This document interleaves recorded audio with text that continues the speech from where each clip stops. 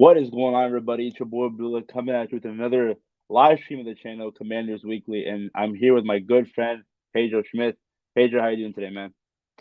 I'm doing well, man. Appreciate you having me on.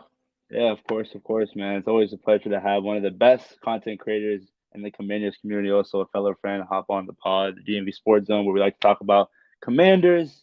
And for the Commanders, before we talk about this Houston game, I think we got to talk about that whole everything that happened Monday Night Football. What was your final thoughts on the game and how the team is heading to Houston next week? But you just got to go into Philly, man. I mean, what a win. Yeah, big dub, and I think a lot of Eagles fans are salty that they lost and that the refs helped them, even though I think the refs made bad calls on both sides. I think the rough or unnecessary roughness was unnecessary roughness at the end of the game. Eagles fans were complaining about the play where Curtis Samuel caught a pass and he got hit out of bounds, and they didn't realize that, or at least I don't think the penalty was that he got hit late. It's that it was helmet to helmet, and both players hit him helmet to helmet. And then you had the face mask from Jamin Davis. That was obvious. That was a terrible call, missed call. And but then they made up for it. The refs did a makeup call with the Curtis Samuel OPI, and there's a bad call on Benjamin St. Juste. So I think the refs were, evenly bad. They were bad on both sides.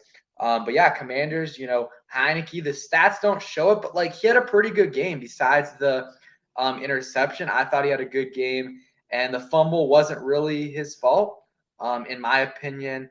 And then I'm trying to think of what else. The run game was solid. What's up, my guy over there? I'm trying to think. Brian Robinson, Gibson, the run game, it wasn't doing well in terms of yards per carry, but it was doing well in terms of what they needed to do to get this offense going, because they would get like probably on average 3.5, 4 yards a carry on first and second down, and then your third and two, third and one. What's up, Tim? It's short. It's a short yardage situation on third down, and they can just run it or play action or whatever. And that's probably why the yards per carry were a little bit down, because they had a lot of carries on third and one, fourth and one, stuff like that. But I think the run game was very huge in this game. Obviously, Terry McLaurin was amazing. And then you had on defense, like they just did what they needed to do. The D line wasn't getting a ton of pressure, but they did a few times. They were able to contain Jalen Hurts, which was good. They kept him in the pocket, which was important. That's probably why they weren't getting as much pressure, because they had to keep him in the pocket. Jamin Davis was all right. He had a couple missed tackles, but he had some good plays as well. And the secondary was good. Derek Forrest, baller. Cam Curl, baller. Kendall Fuller has been good. The last 3 to 4 weeks, I think he's been good. And then Benjamin St. Juste had its ups and downs, but he also forced the fumble, which came in clutch. So overall, and Joey Sly, fellow Hokie, Hokie himself. amazing, amazing game. People were hating on him all year. And I mean, a little bit like, I mean, it's a little warranted. I mean, he did miss some kicks, but he's only missed 2 kicks on the year. He's been good this year, and happy that he was able to shut some of those haters up. But yeah, overall, great team win, all phases of the game. Offense played well, defense played well, special teams played well. I agree. I mean, I think what was it, 11-point underdogs, and we won by 11. Monday Night Football. I mean, we suck on Monday night. It's just so many things away. Like the Philly fans, they're crazy and all. I mean, it's just a great way to see the team come together, 4-5 with their backs against the wall.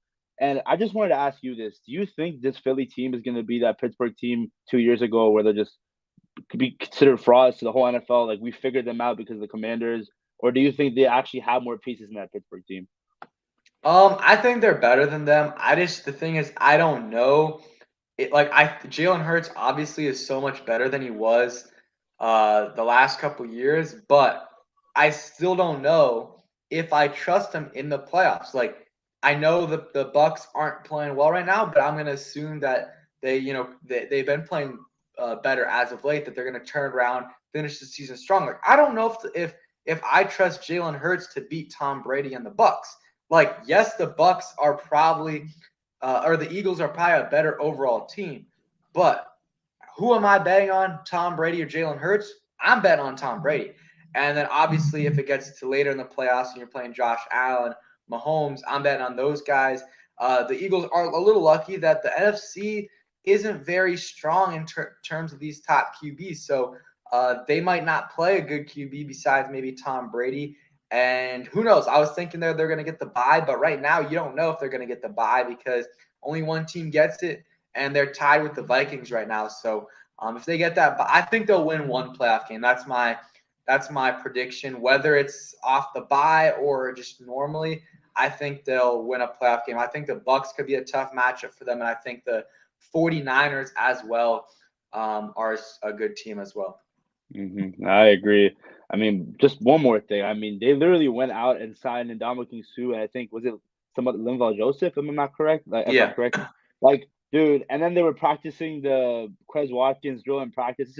It's just hilarious, and you gotta love to see, especially being a division rival. Moving on from the Philadelphia Eagles, man. Let's talk about this upcoming game against Houston. This team, Houston, is the worst team in the NFL record-wise. Is this a trap game for our beloved Washington Commanders? I mean, I don't know about it. I think it's not going to be necessarily an easy game for the Commanders. I didn't do a preview video yet. I'm probably just going to do a stream tonight with Rio, but my prediction's probably like 24-17. Like, I don't think it's going to be a blowout. Just because I don't know. I don't know if we're good enough to blow out teams. Like, we have not blown out any. Like, all of our wins, you think about it. Jacksonville, pretty close, very close. What's our next one? Bears, close. Packers, Colts, and the Eagles. I mean, all close. I mean, the Eagles game, like it was 11 points, but it was on the last play of the game, so it was a close game. So every win's been close, no matter if it's a good team or a bad team. So I think it's gonna be obviously we could blow them out. I'm not gonna, I'm not gonna say we won't, but I think it's more likely than not that it's somewhat of a closer game. Our offense is, I don't think, still not good enough to put up 30-plus points in back-to-back weeks. So I'm going to go I think 24-17, definitely not an easy game by any stretch of the imagination. We just got to, if we play like we have the last few weeks in terms of run the football, keep targeting Terry McLaurin, and play solid defense, I think we have a very, very high chance of winning. We just have to limit the mistakes as much as possible. And in my opinion, that means not dropping, that means just running the football because knock on wood, hope it doesn't happen. We haven't fumbled this year so far. Gibson and Robinson haven't fumbled, haven't lost a fumble. So that I think is the safest way to play. Having those guys run the football and like we have done the last few weeks. And then when you need to, drop back and throw it to Terry McLaurin. But Heinicke has a pick almost every single game. So that's when we've had trouble, is when he's turned the ball over. So I think just continue to run the football and you should be good in this game. I agree. I think it's just mistakeless football is what we need in Washington. But let's talk about the injury report. Chase Young is not expected to play tomorrow. I think the team is not going to activate him. They have till Wednesday to activate him, or else he'll be out for the whole season. Do you think that he'll come back next week against Atlanta, or would it be safe to just not let him play this whole season? I'm honestly, and people honestly just get so mad when I talk about this that I put out a tweet saying this Chase Young injury or the reporting of the injury is just a little fishy to me. So they put him on PUP.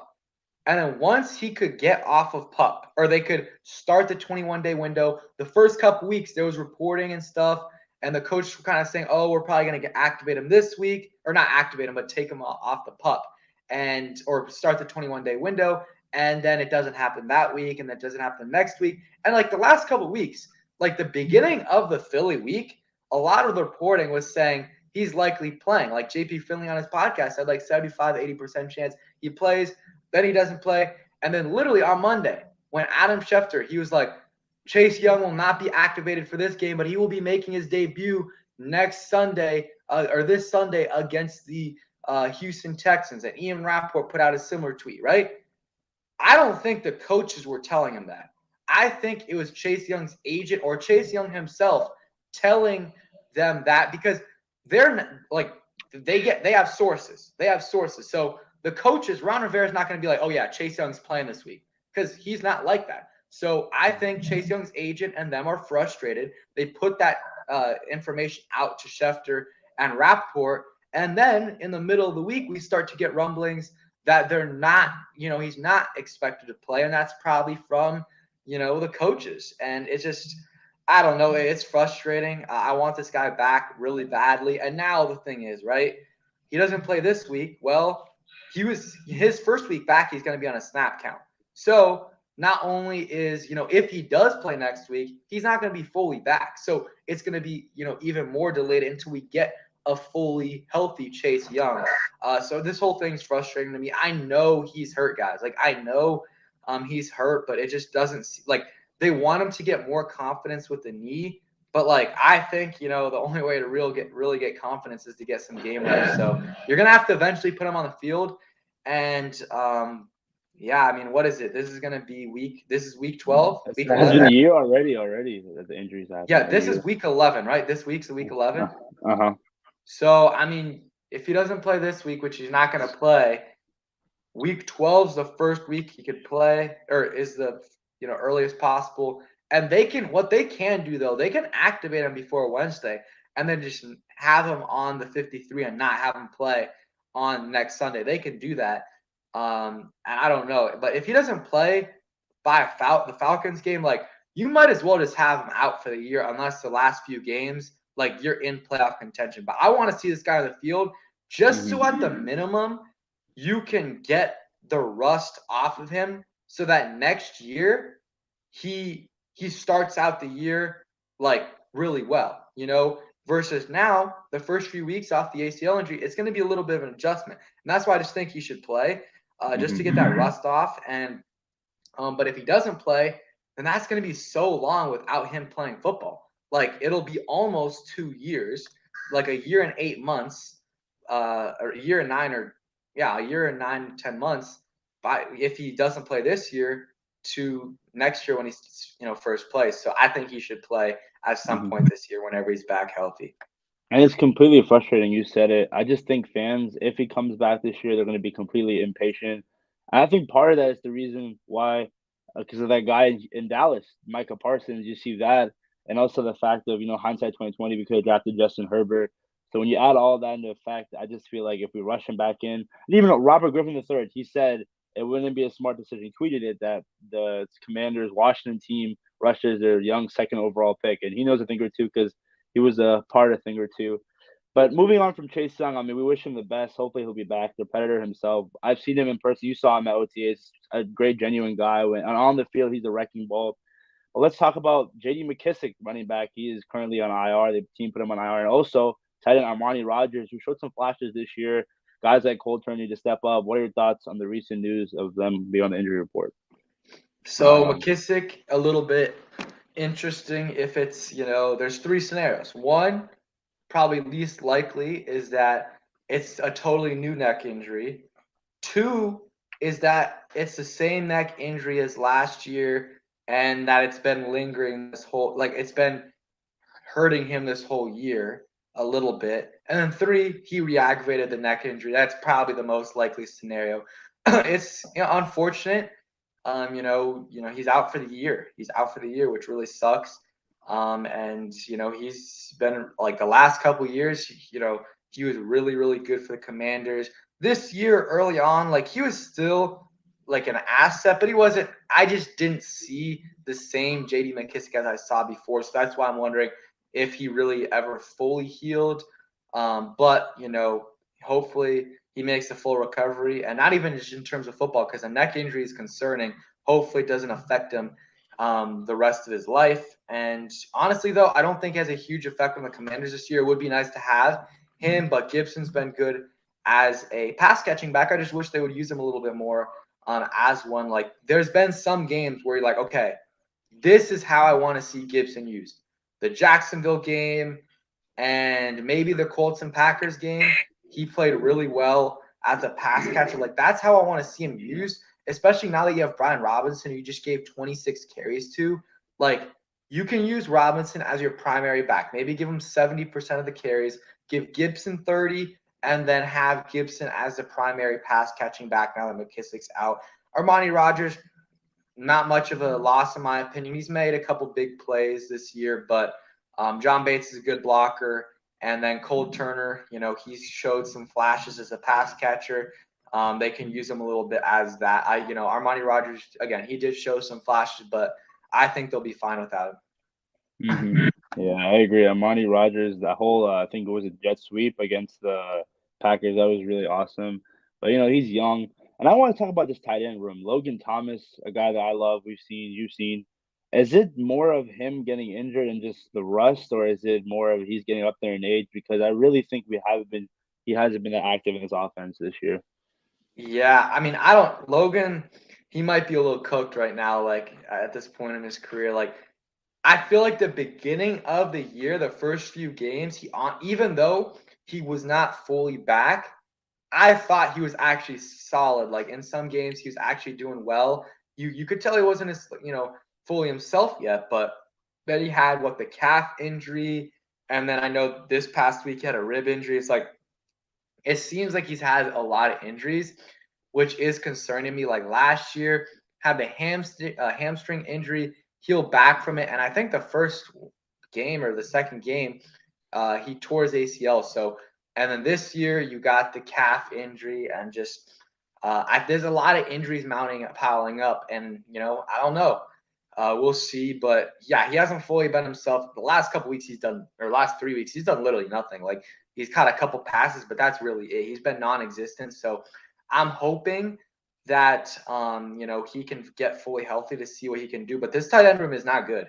I mean, if Logan Thomas can be what he was in 2020, it can be solid. But John Bates is good as a blocker, and not he can pass catch sometimes. But John Bates is what we thought he would be, coming out of college. A good blocking tight end that can occasionally catch the football. Cole Turner, we really don't know yet. We really don't know.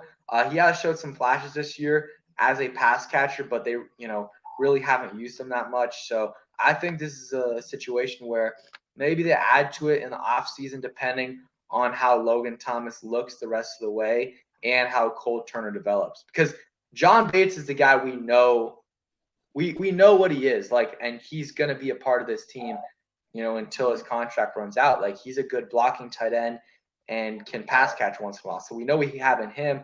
Logan Thomas, I don't know if he's continues to get injured, you might have to move on from him. And then Cole Turner is a total wild card.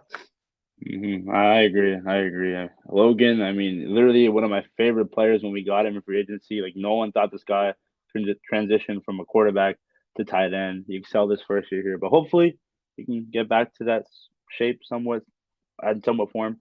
Now we talk about the offense. Let's talk about the offensive line. What are your thoughts so far? I mean, at the beginning of the year, was it more on Carson just being a statue in the pocket and the makeshift? Overall, what are your thoughts on their performance so far? Well, I think the beginning of the year was a combination of Carson Wentz just not being the same 2017 Carson Wentz, not mobile at all. And then also, like, you had Nick Martin as your center. You had Trey Turner, who was not playing well at all, was still injured. Sadiq Charles, same thing, just not playing well. And then, so that's definitely a contributor to it. And then also Heinicke being able to avoid the rush, moving out of the pocket a little bit, helps a ton. But the offensive line with Larson, he didn't necessarily have the best game last week, but he's better than Nick Martin for sure. Trey Turner's been better. Like, he's so much better than he was the first couple weeks. And then, yeah, I mean, I want to see Cosme though, because Lucas isn't. I don't know. Lucas is a good backup, but he beat like a drum last week against the Eagles. So I'll take Cosme, especially in the run game. Cosme's elite, but Cosme at a tackle is fine.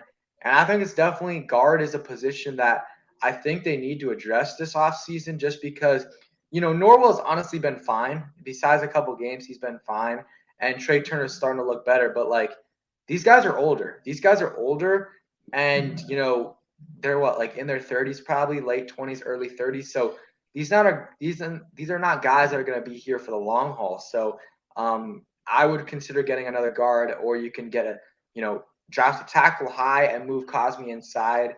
I'm fine with Leno. Leno, he did have a whiff in the game against the Eagles, but he's been good for the most part. He's a little bit older, but he's under contract for a while, so he's fine. And Chase Roulier, hopefully, able to come back. He's fine. and then I like Cosme, whether you want him at tackle or guard. But then after that, you might have to get another guard this offseason. Maybe like a Eric Flowers. Maybe if he was on the team, that would have been pretty nice free Yep. agency. But going on to this offense more, let's talk about the guy, the man, Terry McLaurin. I mean, what a season he has been having. One thing that I will say about Terry, and I don't know if it's just more on Scott or if it's just Heinicke in general. I feel like it's more on Scott. We just don't use him as much in the red zone. I just feel like he relies on long touchdown balls. I feel like on a slant, that man is unguardable. What are your thoughts on Terry McLaurin's performance this year so far? Yeah, Terry's been a beast, and it's just it pissed me off so much in the beginning of the year when people were calling him mid Lauren, like they were calling him mid, they were calling him trash, and it's like, bro, like you see who he has at quarterback, you see how they're just not passing to him, you see how bad the offensive line is where Wentz didn't have enough at any time. It's like it was so frustrating because I knew, and a lot of people knew that like McLaurin is him, like he gets open. It's not his fault that the quarterback can't get to him. Or get the ball to him. But yeah, he's been really good.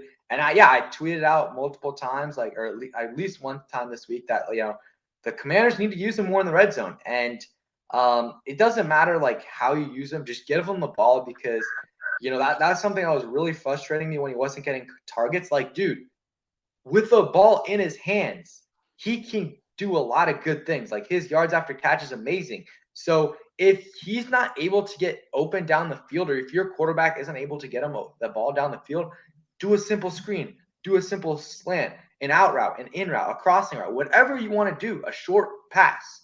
Give it to him, and he'll take care of the rest. And I feel like they can do that in the red zone as well, like a simple slant, even a screen with some good blocking. Like he can probably get some yards and maybe a touchdown on that play. I think they definitely need to use him more in the red zone because like it makes him look worse compared to other receivers when he only has 2 touchdowns on the year. The elite receivers get touchdowns, and I think maybe it is a little bit of McLaurin's fault, but I think it's more on Scott Turner, drawing up plays for Terry. Yeah, I agree, Scott. I mean, that one game plan he had against Philly, probably his best game plan I've seen overall in his tenure in Washington. But now we talk about Curtis Samuel, a guy who a lot of people are writing off, calling him Paul Richardson Jr. the second. I mean, he's been great this year, and the fact that we got him under contract before that whole Kenny Galladay contract with New York, and how what's happening right now, it's crazy, and how he's performing here. What's your thoughts so far on Curtis's performance this year?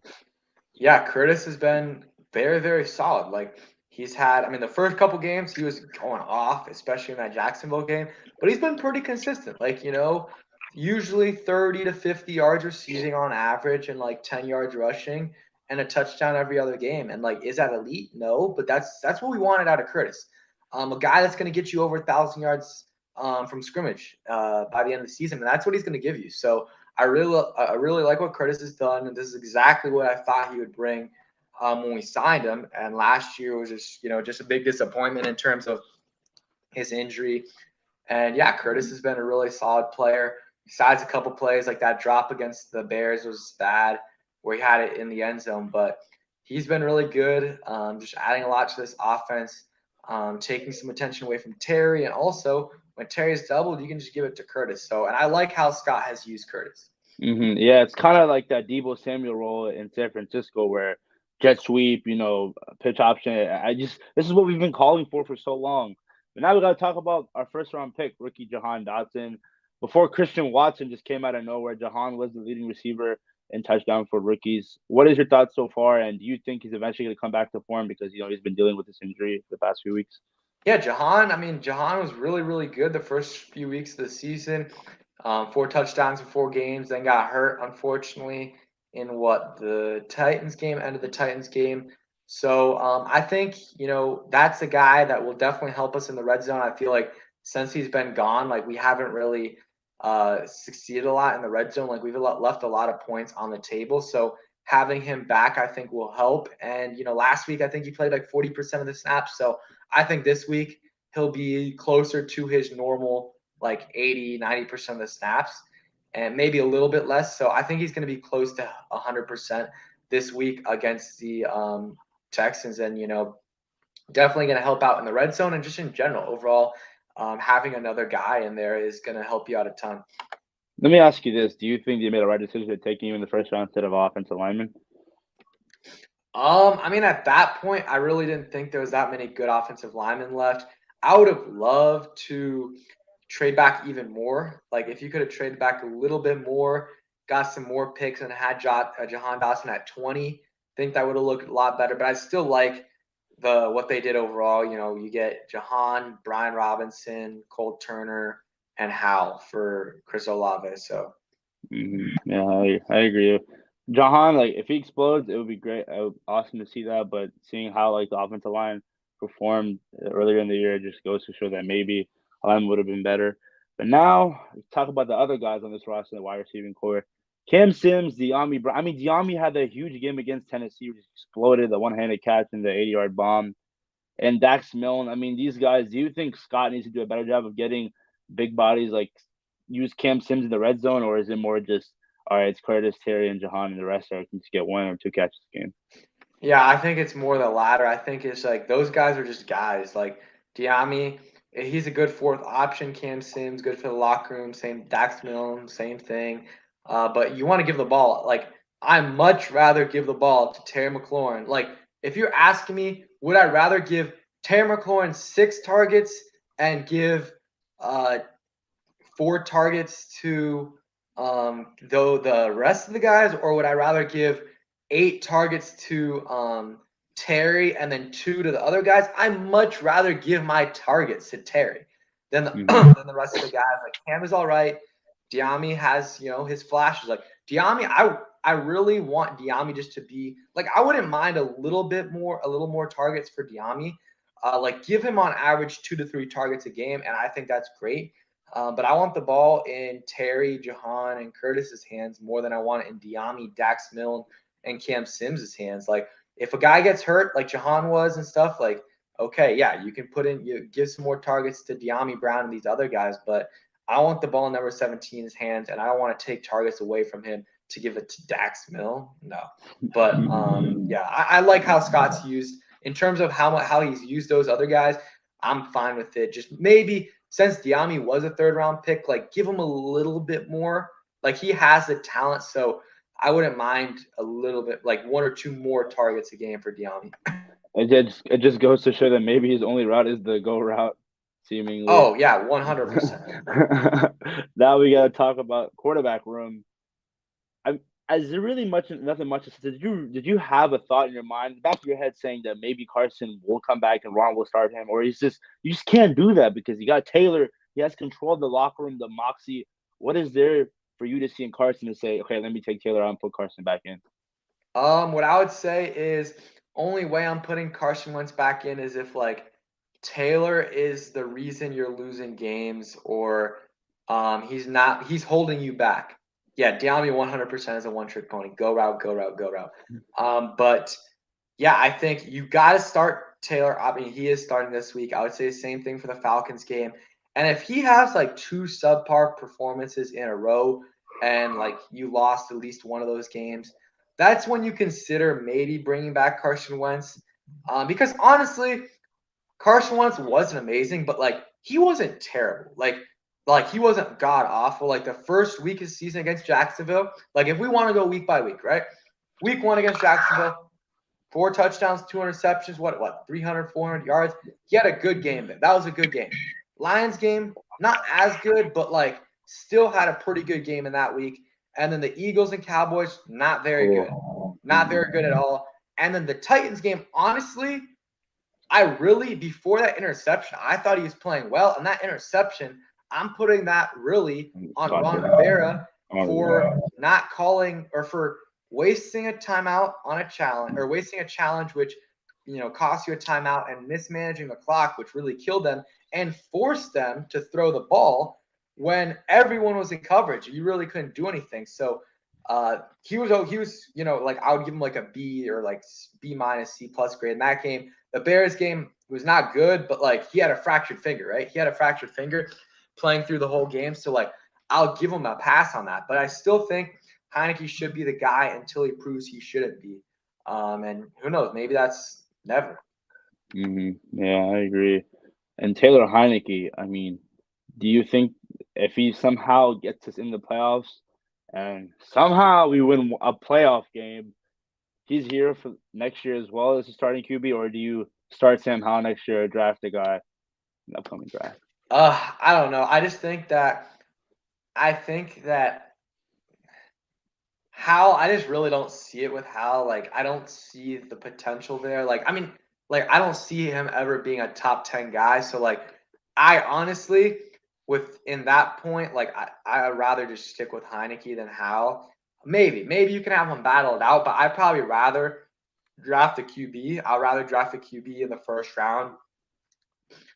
If you like one, of course. If you like one, maybe you trade up, get a QB, have him battle out with Heinicke, or have him sit behind Heinicke and take it from there. But I really don't want to go into a season where it's Heinicke and Howell. But hey, if you got to do that, you got to do that. And at least it's not really spending that much money. You're going to have to give Heinicke a new deal, but not that bad. So, I mean, we'll see. It's still so much left in the season where we don't know how Heinicke's going to play. We don't know if Wentz comes back, how he's going to play. So we'll see. I want to address Tone's comment here. This is a good point. I mean, not Sam, sorry, Carson. It just seemed as if Scott Turner made him pass the ball a lot when he was playing, rather playing to the strengths of okay, let's run the ball, and then when the run game's going, let's pass it. And it sucks because although Taylor has the mobility, Carson has the arm strength, the intangibles that Taylor doesn't have. So again, it just be really conflicting if when he comes back, do we start him or Taylor? But now let's talk about the defensive line as a whole. Starting off with Jonathan Allen, I mean, he is playing, I think, best football that I've ever seen. Mallory's always been a fan of him. What are your thoughts on the whole defensive line as a whole? Montez, Duran, all these guys. Yeah, and real quick, one more thing on Taylor Wentz. The one thing that really pisses me off about Carson, he does not give Terry the ball. Like, he does not. And it's not like before you might have been like, okay, it's Scott Turner. No. Like, let me read off the stats because I put out a tweet on Terry McLaurin's stats with Carson Wentz versus with Taylor Heinicke. And it's like they're pretty big differences if you really look at it. So, Terry McLaurin, in 6 games with Wentz, he had 22 catches, 367 yards, 1 touchdown, 37 targets. With with Taylor Heinicke in 4 games, 24 catches, which is 2 more, 370 yards, which is 3 more, 1 touchdown, and 36 targets. So he had more yards, more catches than he did with Wentz in 2 less games. And also, in those 4 games, he was going up against Darius Slay, going up against, appreciate that, Stephon Gilmore, Patrick Peterson, and Jair Alexander. And he put up those numbers. So, like, Wentz does not give Terry the ball. It really upsets me. Like, in training camp when I was there, it was evident that, like, Terry was not his favorite target. I don't know why. Terry's the best receiver on this team by far. Give him the ball. And yeah, I mean, if Wentz comes back, he better do that. Yeah. Oh, yeah, and your point on your the asking defense, about Jonathan Allen. Yeah. Jonathan Allen, absolute beast.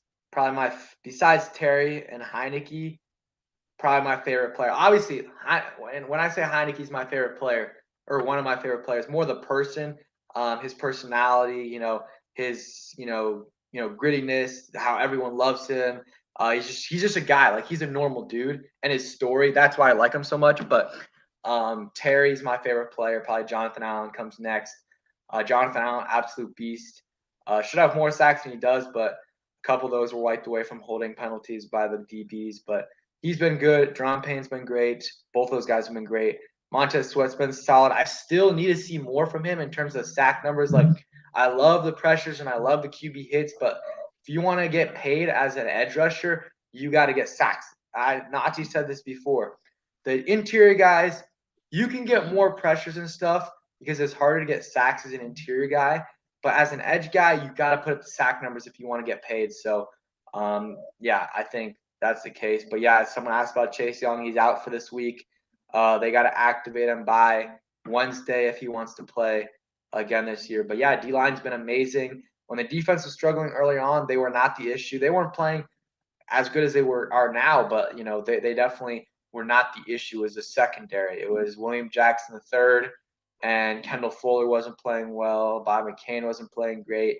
Cam Curl was out. So those were the more of the issues than the defensive line. And going back to the defensive line, I think guys like James Smith Williams, F.A. Obata, Casey Toohill, just guys that you just didn't expect to fill in what we were missing in Chase Young. They've delivered, and it's great to see. And I want your take on this. Nadia and I talked about this. Who do you think, going back to Jonathan Allen, is the better player on this team, or just the best player on this team? Terry McLaurin or Jonathan Allen? It's tough. It's tough. It's tough. I mean, I think the obvious answer is Terry in terms of what everyone's gonna say. I honestly think it's very, very close. I think maybe I really think it's tough, honestly. I know Najee thinks to Jonathan Allen. He said it's not even close. I disagree with the not even close part because Terry is the best player on offense by far. It's not even close.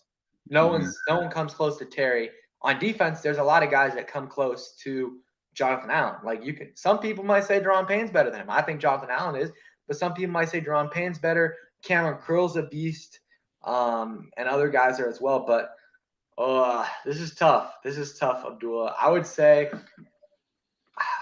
I really think it's a tie. But if I had to give an edge, I always go back and forth on this. In the middle of the season, I was saying Jonathan Allen, but right now, just because of how he's been playing as of late and how he's carried this team, I'm gonna go Terry. But it's really, really close. And the argument for John is he's been a Pro Bowler, Terry hasn't. And I mean, Pro Bowl is kind of a joke, but Jonathan Allen's been a beast, and I wouldn't disagree with you really that much if you said Jonathan Allen is the best player on this team. Yeah, I mean, What's John your Allen. So I think with me, it's just Terry with so much of the quarterback holding him back, but Jonathan Allen is just so consistent. I just gotta say Jonathan Allen, especially as just so many talented receivers in the league. I think Jonathan Allen is the elite among the elite. That's my opinion. I think it's close though. I disagree with Naughty that it's far apart. I think it's really close. But let's talk about the linebacking core. Cole Holcomb, our leading tackler of this team, has been out for I think quite a few weeks now. I'm surprised the team hasn't put him in IR. This is his fourth week. Wow, fourth already. What is his injury? Foot sprain.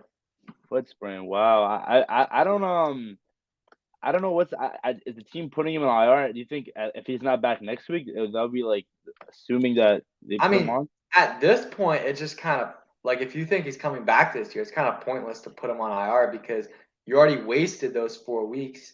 And now with the IR rules, the last couple of years, you could, if someone went on IR, first off, it was 3 weeks, and you could just bring them back whenever you wanted.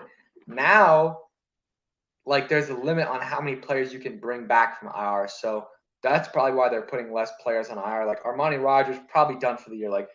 Are you really gonna waste a spot on Armani Rogers in terms of how many guys you can bring back? I think they have 6 or something. So I don't know if they would. But I think Cole Holcomb, I think he'll be back next because he was on the side field this past week doing some work, and in the past he wasn't. So I think next week there's a chance he goes. If not, I think he'll be back the week after that. But yeah, Cole Holcomb's been solid. I would resign him if you can. But if you can't, it is what it is. Not the end of the world, but you just don't have much depth. So I would try bring him back. And Jamin's been better as of late. So I think Jamin's, continuing to ascend, and I think he's going to turn into at least a solid linebacker. So you don't have to worry about him. But Cole Holcomb, I would try to re-sign him. Knows the system, got good chemistry, is a captain. So yeah. And also the defense has been playing great, so it looks like we really don't need him, but it would be nice. And talking about Jamin Davis, I mean, we all saw coming into the season earlier on in the season, Jack Del Rio said we need more from him, going after him in the media, Jamin posting stuff on social media. How would you grade his performance this year so far? And it is too early to call him a bust. How would I grade his greatest performance based on comparing to other players or just what I expected? What did you expect? So my because people I felt going into in this offseason for De'Ami Brown and Jamin Davis in particular, they had like super high expectations. Like they wanted Jamin Davis to be a Pro Bowl type linebacker this year. They wanted De'Ami Brown to get like 750 yards. Just not reasonable in my opinion. My goal for De'Ami was like, okay, get him between 400 and 600, and that's a good goal. Like if he does that, that's a huge step in the right direction. Only problem is De'Ami's not getting targets, but who knows? Maybe he'll hit that. And then Jamin Davis, I was like, if he can be an average linebacker in year 2, I think that's a win. And I think he is kind of right now, I would say at times he's an average linebacker. And sometimes he's a little bit better than average. Sometimes he's a little bit worse. So I don't know what grade I would give, but like he's met expectations in my opinion. And he has a chance. It's still early. He has a chance to exceed those expectations if he can continue to improve. I agree. And David Mayo, a guy that we never want to see on the field.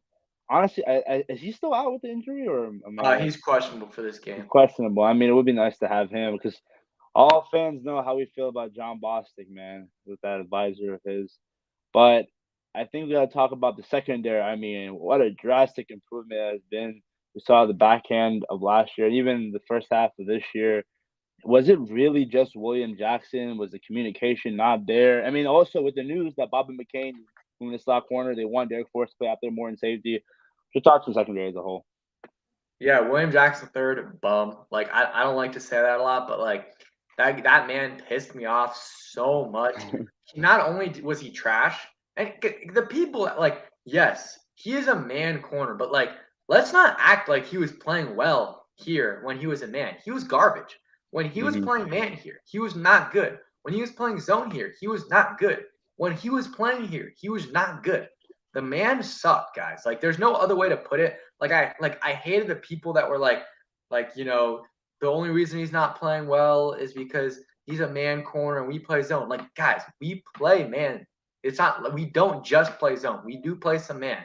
And he was playing terrible there. The amount of interferences, pass interferences, unnecessary roughness, just holding stupid penalties by him, and then getting beat every single game. And then sometimes she's not even hustling, man. It's like at least if you're gonna suck, try. Like put in 100% effort. And he got beat one time, or him and St. Juice in the Lions game collided, and St. Brown was he got that huge run. I think it was a run, like 50, 60 yards. And Jackson was in position to get him, and he's just jogging. And like sometimes you're like, oh, like he's not actually jogging. It's just that everyone's running so fast that you think, he's jogging because they're professional athletes. No, he was jogging because you saw Derek Forrest, who was 5 yards behind him, zoom past him to make the tackle. Like that was really what put me over the edge in terms of like just disliking him. And yeah, he's on IR with the Steelers. That was an amazing trade. I mean, we got nothing in terms of draft compensation. It's like literally a 2024, 2025, 7th to 6th round swap. It doesn't matter, but it's great that we got him out of the building and we saved some cap space. But I think having him out is huge. I think Cam Curl being out the first couple weeks of the season really hurt the secondary. And having, Derek Force, his emergence has helped out the Commanders. Kendall Fuller has looked good. And then Benjamin St. Juice, he's been a beast. So I think he was okay in the slot, but I think he's much better suited on the outside. So I think the combination of all those things, but most importantly, William Jackson III being gone has helped them a ton. Like it was a clear, like night and day from when he was benched. And the move I said with moving McCain to slot and putting Forrest out there, it's just something that we wanted for so long. We want Derek Forrest to be out there with Cam Curl, and it's finally happening. Thoughts? Oh, go ahead. No, yeah, I think that's a great move. Made a video about it yesterday. Bob McCain is like a lot of Miami Dolphins fans were saying, like he's better suited at slot. So you have him there at slot, able to put in Forrest and Curl as your safeties. I think that's great.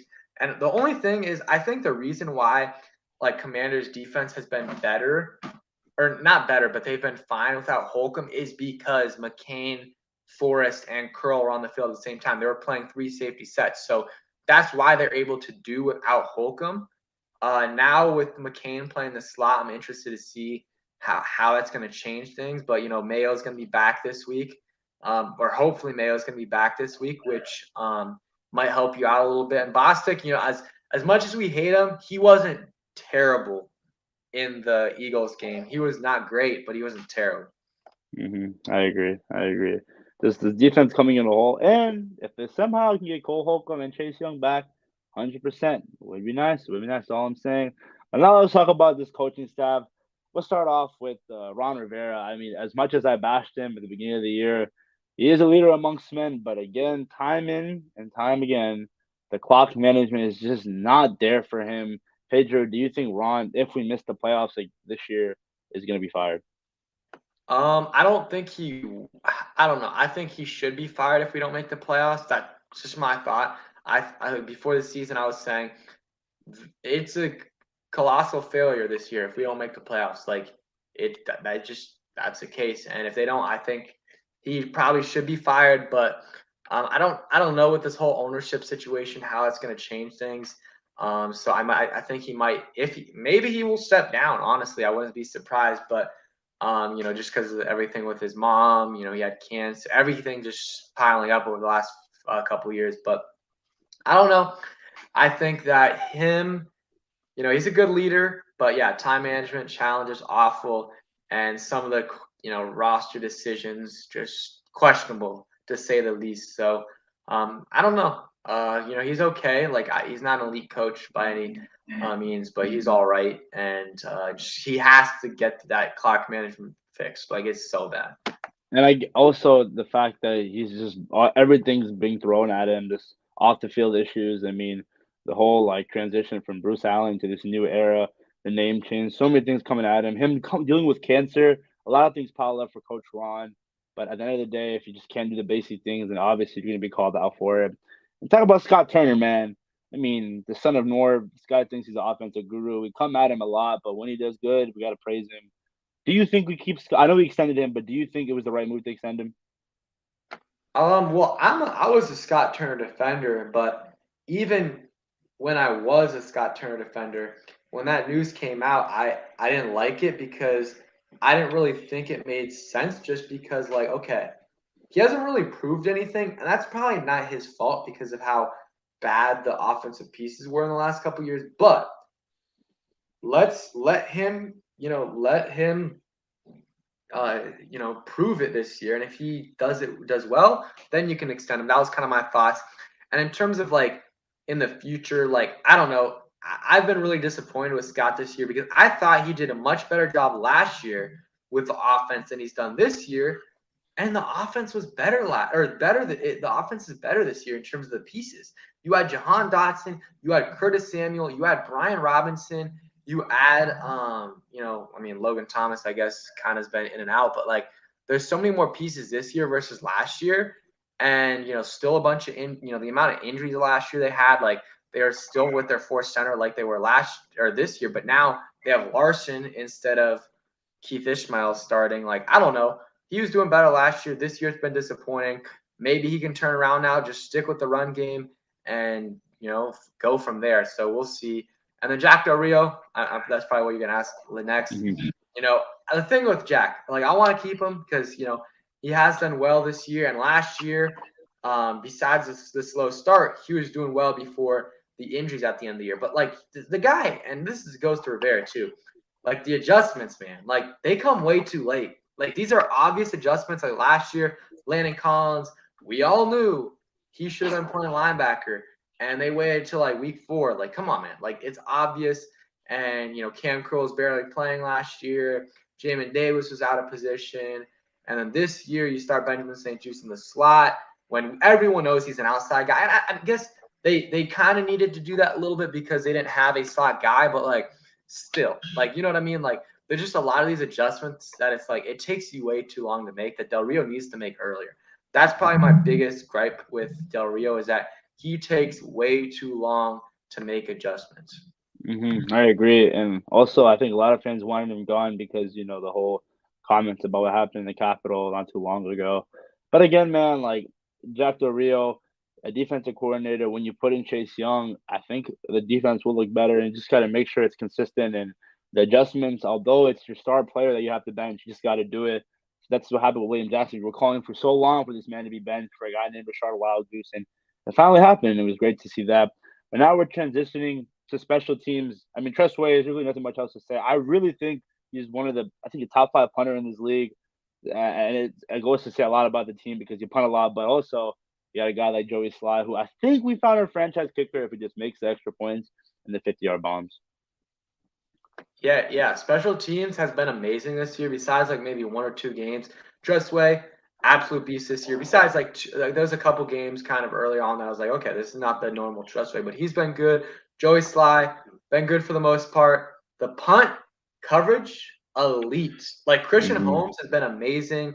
Jeremy Reese has been good. Percy Butler at times has been okay. And the coverage has been good. The kickoff coverage has been good.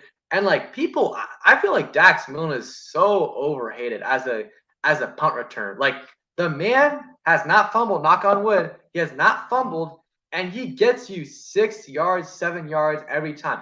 He's not gonna be like Santana Moss. He's never gonna be Santana Moss, but like he'll get you 6, 7, 8 yards. And like I think when I looked, this is a few weeks ago, like he was like fourth in the league in average yards per return. So like the people expect like 15-yard returns. That's not how it works, guys, in punt returns. Dax Milne does his job and occasionally gets you like a nice 8-9 yard return. I think in the game last week he had like an 11, 12-yard return. So Dax Milne has been honestly solid as a punt returner, and Gibson and Milne was not good as a kick returner, but Gibson's has been solid as a kickoffs. Yeah, it took so long for them to put Gibson in by kickoff returner, but Dax Milne, I think the reason why is just sometimes I don't know if it's just me. I think it's a lot of people when you see him run on TV, he just looks scared, just wants to get down as soon as possible. But also the fact that DeAndre Carter was decent, but DeAndre had problems with fumbling the ball and let him go for cheap. So I think it's just a little wishy washy. But now I think we got to talk about this Houston game. I know we talked about earlier in the live stream. This game, Pedro, if this team somehow manages a way, because it would be such a Washington thing for them to do, win against their divisional rival, undefeated on Monday Night Football, and then next week lay an egg against the Houston Texans. Do you think it would be bad if we lose on Sunday tomorrow? Wait, can you repeat that real quick? Do you think it'll be bad if we lose? Yeah, do you think it would be really bad? What? Like if we don't win this game, like our chances of making the playoffs are like very slim. Like because we've got to win minimum of 4 games to make the playoffs, maybe 5. So the Texans is like one that you just check off. Like you want to just check off the list because you look at some of the games after that. I mean, the Falcons should be another game you check off the list, but you got the Giants who I think are a little bit of fraudulent, but like they're still 7-2 or 7-3. Like they're a good team, and you play them twice. You play the Browns, the 49ers, and Browns are gonna have Watson, and you play the Cowboys. Like this is a game you got to win. Like this is a game you got to win. So yeah, this is a must win. Like I'm sorry, but like this is a must win game. Like you playing the 49ers or whatever in week whatever. Like that's not necessarily a must win, but like these next 2 are probably must win games. Like you got to win 3 out of the next 4. It doesn't matter how you do it, but you got to win 3 out of the next 4 to be in a solid position to make the playoffs, but preferably 4 out of the next 4. And we talk about keys to the game. I mean, this Texans run defense is their dead last in the league. Like last week, pound the ball, keep pounding it, and then when the running game gets going, we get to guys like Curtis. Give it to number 17. Number 17, man. It's not the formula is so simple, yet we make it so hard. And I think for the Texans, it's just Dameon Pierce. I mean, the whole Brandon Cook situation, does that man want to be there? Who knows? Nico Collins is solid. Reverend Jordan, I think they still have OJ Howard. Davis Mills has been so up and down this year. Last year, everyone thought he was a sleeper in the draft. But again, just looked like they're tanking for that first overall pick to draft a guy in Bryce Young or CJ Stroud. We better not let Davis Mills cook us. Like, do not let it happen. And I'm telling you, like the home, like it's gonna be a home game, but the fans are gonna be sleeping because I mean, like it's gonna be a dead game. I really think this is what's gonna happen. They're gonna keep it close until like middle of the third quarter, then eventually they'll pull away. But it's gonna be frustrating because we'll see something that we shouldn't see. We shouldn't see a Taylor Heinicke fourth quarter interception. But again, who knows? Who knows? But my final score, I said this I think in the preview video. I have us winning 21-10. I feel like it would be like 14-10 and eventually come with a touchdown and Davis Mills was a late game interception. Yeah, I got 24-17. Hopefully it's I would love a 27-3 game. I would Oh love it. yeah, of course, But yeah. I just don't think it's gonna happen. We'll see though. We'll see. Yeah, I agree. But again, Damian Pierce, I mean, if there's no way, this run defense has been stellar. I think, in my opinion, if he breaks out, it's just not going to look good. But before we end this stream, we have to every Commander stream talk about the man, the myth, the legend, Dan, the man Schneider, Pedro. I'm telling you this right now. When I think it's when now. It's not a matter of if. When he sells the team, we're gonna go on a huge live stream and just celebrate and going crazy. When do you think it's gonna happen, though? I don't know. Like when do I think like there's gonna be like officially like he says like I'm selling the team? Yeah. I don't know, man. Like I don't know. Maybe in a couple months. I don't know. It would be a nice Christmas present, right? If he says it Oh, on Christmas. it would But be a gift for many people out there. I don't know. That's whatever gets him out of here. I'm happy. Like that's. I don't care. Like obviously, the earlier the better. But get him out of here. I don't care as long as hopefully before next season. I agree. And who would you want to see as the new owner? Maybe Jeff I Bezos. know. I know people hate on Bezos, but like I don't care. Like all these billionaires have their issues. Like there's not going to be a billionaire that doesn't have his issues. His net worth over 100 bill. I think I looked up 112, 120 billion. He can like he'll probably be able to get a stadium in DC, and a lot of people will. But like Dan's not getting a stadium in DC, but like Jeff Bezos might be able to, and some of these other guys might be able to. And also, he might. First off, he'll. We'll probably have the best stadium in the NFL. Amazon Dome. Yeah, we'll probably have like drones, Amazon drones delivering us food in the game. He'll probably spend like 10 billion on a stadium or something crazy like that, and the taxpayers hopefully won't have to pay anything because he's so rich. So that's something I'm looking forward to. But I want an owner that's so. I mean, all these owners are rich, but I want an owner that's so rich they can do whatever he wants. That like we just have the best stadium, we have the best facility, we have the best everything because you want all the advantages you can get. And it's not a huge advantage, but when you have a good, really good facility, you have good equipment and stuff, like it does make a little bit of a difference. So I would love it. And I don't think the name would be changed, but maybe the Washington Prime. I don't know. That'd be funny. We'll see. Yeah, no, that would be good. But that's pretty much it, guys. Thank you guys for tuning in to another edition of Commanders Weekly. Before we're out, Pedro Schmith, can you please plug in the beautiful channel of yours? Yeah, just subscribe to the YouTube channel, Link Pedro down below. Schmith. Appreciate that. Link in the description. Name on the screen right there. Made a video yesterday talking about the game-changing move the Commanders made on defense, switching Bob McCain to slot and Derek Forrest to free safety. I absolutely love the move. Really, really like that move. But and then yeah, I have a live stream today, a little earlier, probably around 6 with Rio previewing the game because I did not do a preview video, so should be a good one. Appreciate you having me on, Abdullah. What's up, Door Gunner? Yeah, it was always good to have a friend on the channel. Commanders, you can't lose this game. Nothing much else said. The fan base is gonna go crazy if they do, and everyone's gonna be calling out Taylor Heinicke's name. With that being said, guys, please make sure to like, comment, subscribe. Wait, can I say one thing? Sorry. Oh, go ahead. Yeah. One thing is that I know it's hard for these fans, but if I, as a 19-year-old, can do it, I'm sure a lot of these 50-year-olds that I see on Twitter ranting can do it. Please, please, please, like, do not be all over the place. Like, I see it all the time. We win a game, people think we're going to the Super Bowl. We lose a game, people think we're the worst team in the league. Like, we barely lost the Vikings. We should have won against a team that's now 8-1. 8-1, yeah. I think 8-1, maybe 7-1. But 7-1. We lost to that team. And people were legit like, okay, we're not winning another game. Like, guys, seriously, control your emotions a little bit more. Like, try to be a little bit less. Like, if we win, it's great. But, like, still got a season left. If we lose, it sucks. But we still got a lot of season left. It's not the end of the world. So that's just one thing I want to say because I see it every week. Like, people just act like it's the end of the world if we lose. And if we win, I mean, the Eagles game is a little bit different. That's an amazing win. But some of these other wins, the same people that were saying that we're going to be a bottom 5 pick, or I guess a top 5 pick, are saying we're winning a playoff game. So that's just my little rant. No, I agree. You couldn't have said any better. The leader of this Commanders community on YouTube. All praise him.